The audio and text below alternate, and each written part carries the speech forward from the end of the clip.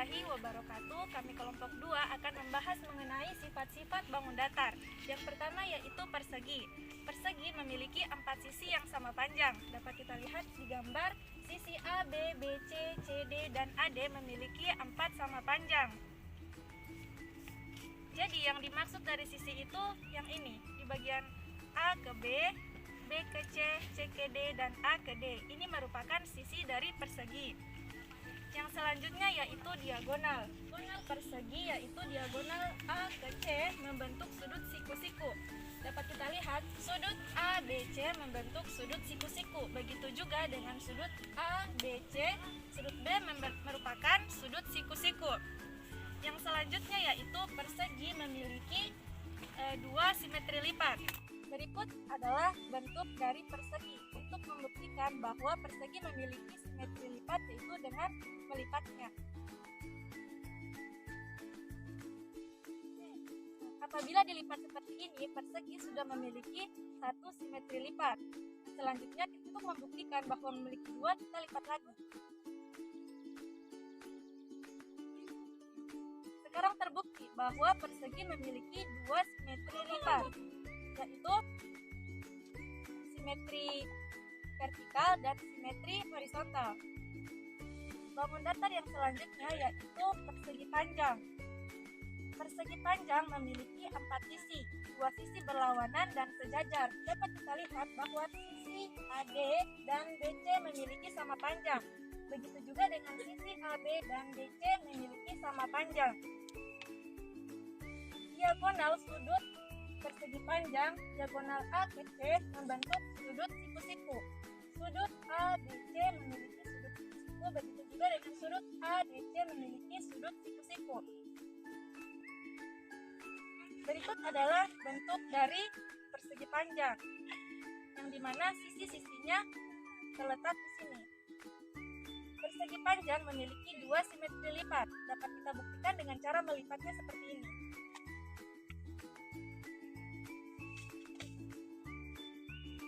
Apabila dilipat seperti ini, terbukti bahwa persegi panjang sudah memiliki 1 simetri lipat. Yang selanjutnya bisa dilipat lagi.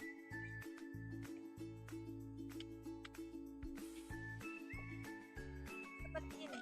Jadi terbukti bahwa persegi panjang memiliki 2 simetri lipat, yang dimana membentuk simetri vertikal dan simetri horizontal. Baik anak-anak, di sini Ibu akan menjelaskan tentang sifat-sifat segitiga.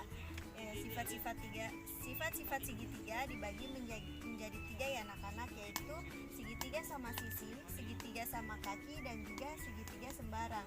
Nah, di sini Ibu akan menjelaskan yang pertama segitiga sama sisi. Nah, segitiga sama sisi yaitu segitiga yang ketiga sisinya sama panjang. Nah, yang dimaksud dari ketiga sisinya sama panjang itu yaitu sisi AB, BC, dan juga CA. Dari bisa Ibu gambarkan yaitu dari gambar yaitu sisi yang panjang itu yaitu sisi AB, BC, dan CA. Nah, selanjutnya yaitu segitiga sama kaki. Nah, segitiga sama kaki yaitu segitiga yang 2 dari 3 sisinya itu sama panjang. Contohnya itu yaitu seperti ini. Nah, jadi segitiga sama kaki yang sisinya sama panjang itu sisi A dan B dan sisi AB dan juga sisi AC. Nah, kita lihat dari contoh gambarnya yaitu ini. Nah, jadi anak-anak sisi yang sama itu adalah sisi AB dan juga sisi AC. Baik, selanjutnya yaitu segitiga sembarang. Nah, segitiga sembarang yaitu segitiga yang tidak memiliki sisi yang sama panjang. Nah, contoh gambarnya itu ini anak-anak. Jadi, sisi dari segitiga sembarang ini tidak memiliki sisi yang panjang. Sisi AB, BC, dan CA itu tidak memiliki sisi yang sama panjang. Nah, contoh Ibu ambil gambar dari kertas karton ini. Nah, segitiga sembarang ini tidak memiliki sisi yang sama panjang. Nah, jadi sisi yang tidak memiliki sama panjang itu sisi AB, BC, dan CA. Baik anak-anak, sekarang kita akan mempelajari sifat-sifat dari segitiga siku-siku, tumpul, dan segitiga lancip. Yang pertama itu segitiga siku-siku, yaitu sifatnya yaitu salah satu sudutnya itu 90 derajat. Kita bisa lihat di sini A dan B menunjukkan sudut yang 90 derajat.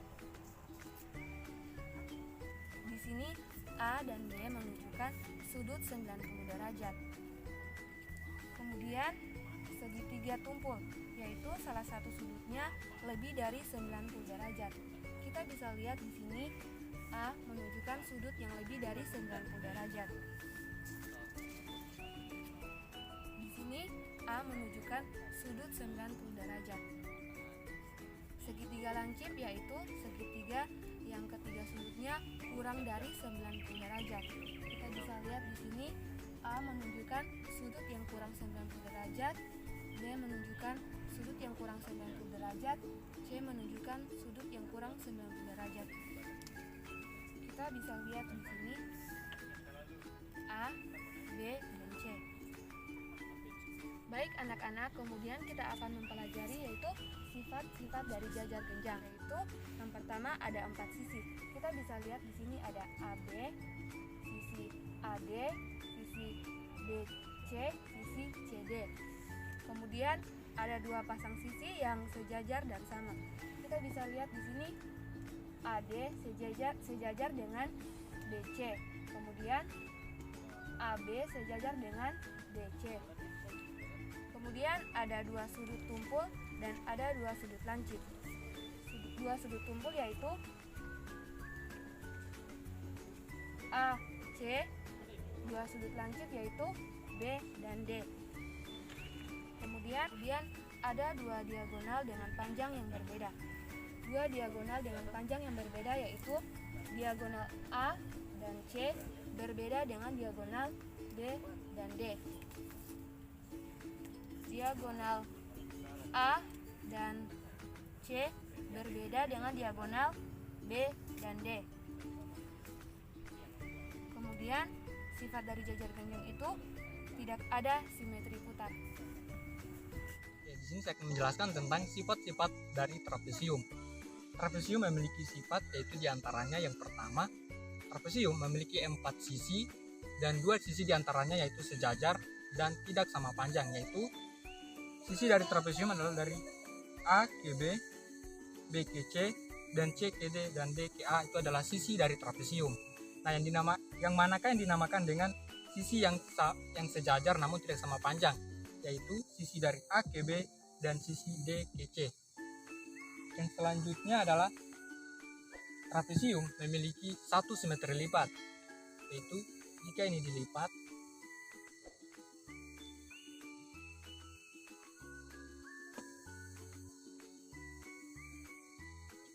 akan menghasilkan 1 simetri lipat saja, seperti ini. Dan trapesium memiliki keseluruhan titik sudut ada 4, yaitu dari titik A, sudut titik A, sudut titik B, C, B, dan D. Itu adalah 4 titik sudut dan juga 4 titik rusuk, yaitu 1 dari titik D ke C dijemakan dengan rusuk, C ke B ini adalah rusuk, B ke A juga rusuk, dan A ke D juga rusuk, yaitu berjumlah 4 rusuk dan 4 titik sudut. Dan keseluruhan sudut dari trapesium adalah berjumlah 360 derajat. Plus trapesium siku-siku. Sifat dari trapesium siku-siku adalah yang pertama memiliki 2 sudut, yaitu titik A dan D yang di sini yang berjumlah 90 derajat. Ini adalah sudut dari trapesium, sudut siku-siku. Dan yang kedua sifatnya yaitu memiliki sisi yang sejajar dan tidak sama panjang, yaitu sisi A ke B dan sisi D ke C. Pelajaran selanjutnya adalah belajar tentang trapesium. Yang pertama ada trapesium sembarang dan yang kedua trapesium sama kaki. Yang pertama adalah trapesium sembarang. Nah, di sini dapat kita lihat pada gambar tersebut, gambar ini adalah gambar trapesium sembarang. Nah, pada trapesium sembarang mempunyai 4 sisi, 4 sudut, yaitu sudut A, sudut B, sudut C, dan sudut D. mengapa trapesium sembarang dikatakan trapesium sembarang? Karena pada trapesium ini memiliki 4 sudut, yaitu sudut A, B, C, dan D dengan tidak sama besar. Nah, yang kedua memiliki satu pasang sisi yang sejajar namun tidak sama panjang, yaitu sudut C dan D tidak sama panjang dengan sudut A dan D. Nah, yang ketiga memiliki 4 sudut yang tidak sama besar, yaitu sudut A, B, C, dan D. Nah, poin yang kedua yaitu trapesium sama kaki. Nah, yang disebut kaki pada trapesium ini ada di antara A dan D dengan B dan C. Nah, panjang kaki A dengan D sama dengan B dengan C. Nah, untuk lebih memahami trapesium ini, kita perlu mempelajari atau mengingat sifat-sifat pada trapesium tersebut. Nah, yang pertama memiliki 4 sudut, yaitu sudut A, sudut B, sudut C, dan sudut D. Yang kedua sudutnya sama besar, yaitu sudut A dan D sama besarnya dengan sudut B dengan C. Nah, yang ketiga memiliki sepasang sisi yang sejajar, seperti pada sisi A dan D sama sejajarnya dengan sisi B dengan C, namun tidak sama panjangnya. Nah, keempat yaitu kaki yang sama panjang. A dengan D sama panjangnya dengan C dengan B dan C. Selanjutnya saya akan menjelaskan sifat-sifat bangun datar belah ketupat. Yang pertama memiliki 4 sisi yang sama panjang. Antara sisi AB, sisi BC, sisi CD, dan sisi DA memiliki sisi yang sama panjang. Kemudian sifat yang kedua, antara sumbu yang berhadapan memiliki besar yang sama. Sudut A dan sudut C memiliki besar yang sama, begitu pula dengan sudut B dan sudut D. Kemudian memiliki diagonal yang berpotongan tegak lurus. Diagonal AC memotong diagonal BD, dan begitu pula diagonal BD memotong diagonal AC. Kemudian sifat yang selanjutnya memiliki 2 simetri putar dan simetri lipat. Contohnya simetri lipat, kita lipat jika sumbu D bertemu sumbu B,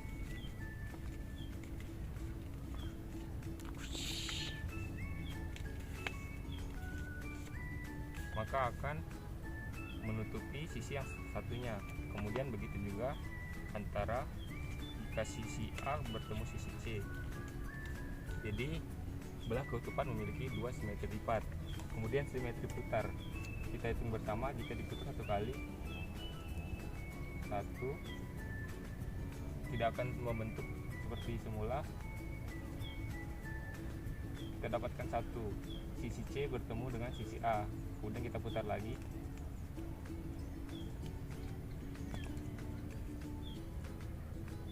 sehingga sumbu A kembali kepada tempatnya semula. Jadi simetri belah ketupat memiliki 2 simetri putar. Setelah yang selanjutnya ada sifat layang-layang. Sifat yang pertama yaitu memiliki 2 pasang sisi yang kongruen, yang dimana dimaksud sisi AB kongruen dengan sisi AD, begitu pula sisi BC kongruen dengan sisi DC. Kemudian sifat yang kedua memiliki 2 pasang sudut yang memiliki jumlah yang sama. Artinya sudut A memiliki jumlah yang sama dengan sudut C, dan begitu pula sudut B memiliki nilai sudut yang sama dengan sudut D. Baik, di sini Ibu akan melanjutkan untuk menjelaskan sifat-sifat bangun datar. Yang Ibu akan jelaskan di sini adalah sifat-sifat layang-layang. Nah, layang-layang seperti ini gambarnya.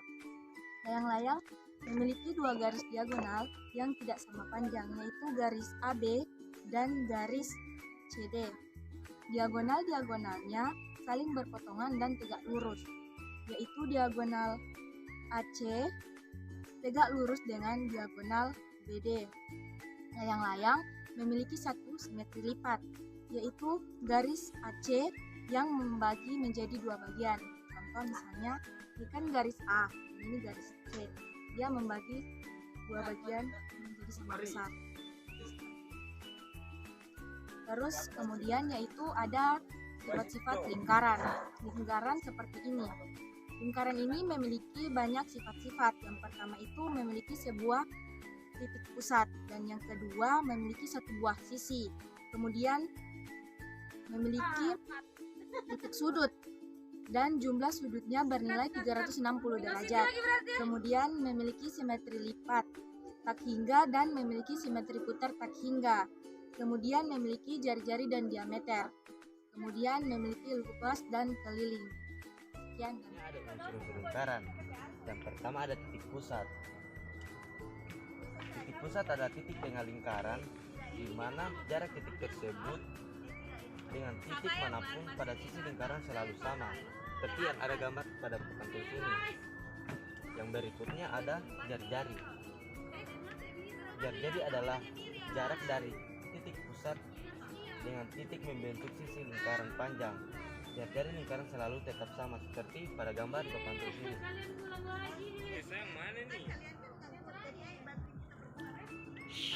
Jari-jari itu ada ditunjukkan dengan sebuah garis seperti yang saya gambarkan.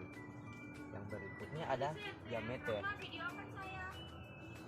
Diameter adalah tali busur besar yang melalui titik pusat dan panjangnya adalah 2 kali dari jari-jari.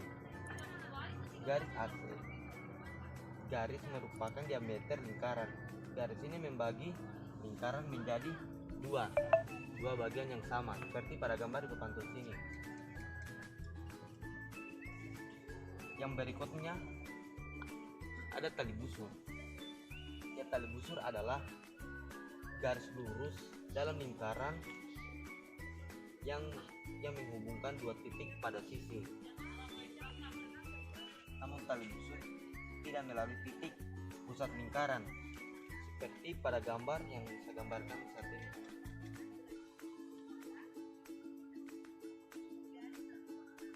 Inilah yang disebut dengan tali busur. Di sini saya mempunyai alat peraga. Di mana gambar pertama ini adalah titik pusat lingkaran. Kedua ada jari-jari. Jari-jari dilambangkan dengan garis setengah lingkaran. Dan yang ketiga ada diameter. Diameter adalah garis yang membagi dua bagian lingkaran. Dan yang terakhir dan yang ketiga ada tali busur. Tali busur adalah yang menghubungkan dua titik pada sisi lingkaran. Baik anak-anak, selanjutnya Ibu akan menjelaskan unsur-unsur lingkaran yang kelima. Yang kelima itu yaitu busur. Busur adalah potongan garis lengkung yang terletak pada potongan-potongan lingkaran dan menghubungkan dua titik sembarang di dinding tersebut. Garis lengkung AB, BC, CD, dan DA merupakan busur lingkaran. Nah, jadi contohnya garis lengkung AB yang dinamakan garis lengkung AB itu ini. Nah, jadi garis lengkung AB itu merupakan busur lingkaran. Nah, yang selanjutnya yang keenam itu apotema. Apotema adalah garis yang menghubungkan titik pusat lingkaran dengan tali busur. Lingkaran. Garis apotema yang terbentuk pada lingkaran bersifat tegak lurus dengan tali busur. Garis OE merupakan apotema lingkaran. Nah, jadi anak-anak, garis apotema itu yang ini. O dan E. Jadi, bagian ini yang dinamakan tali busur. Unsur-unsur lingkaran yang selanjutnya yaitu juring. Pada lingkaran ini, juring adalah luas daerah yang diapit oleh dua jari-jari dan juga busur. Daerah yang terarsir merupakan juring lingkaran. Yang selanjutnya yaitu temberang. Temberang adalah luas daerah lingkaran yang dibatasi oleh tali busur dan juga busur. Daerah yang terarsir pada lingkaran ini merupakan temberang lingkaran. Sifat lingkaran yang ke-9 yaitu sudut pusat. Sudut pusat merupakan titik perpotongan antara dua buah jari-jari. Nah, pada gambar ini sudut yang berada di tengah-tengah merupakan titik pusat lingkaran. Contohnya seperti ini. Kemudian sifat lingkaran yang terakhir yaitu sudut keliling lingkaran, di mana sudut keliling lingkaran merupakan perpotongan antara dua buah tali busur. Tali busur AB bertemu dengan tali busur BC. Nah, sudut yang disinilah yang disebut dengan sudut keliling lingkaran.